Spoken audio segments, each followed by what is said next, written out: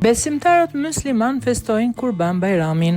Ditën e sotme besimtarët musliman festojnë Kurban Bajramin, feston që simbolizon sakrificën sublime të babait të profetëve Ibrahimit a.s.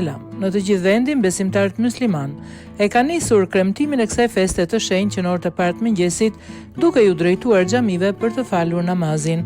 Në Tiranë, qindra besimtar musliman falën namazin në bulevardin Dëshmorët e Kombit, por edhe në xhamitë e tjera të kryeqytetit.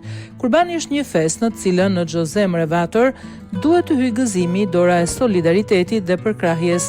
Kjo festë është festa e ngjalljes së shpresës dhe optimizmit për të vazhduar me këmbgulje besnikërinë ndaj Zotit të gjithësisë, se ai është falës i madh, mësues i pakufishëm.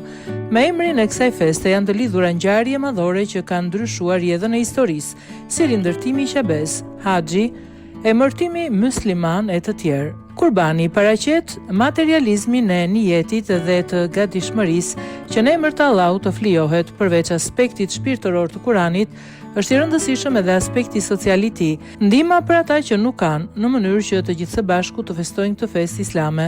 Sipas fesë muslimane, riti i faljes së Bajramit konsiston në dy momente.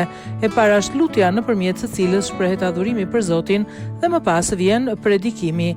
Për këtë ditë të shënuar theret një dash apo një dele rritur e cila i dedikohet Zotit. Mishi ndahet mes pjesëtarëve të familjes, mes miqve dhe i dhurohet të varfërve.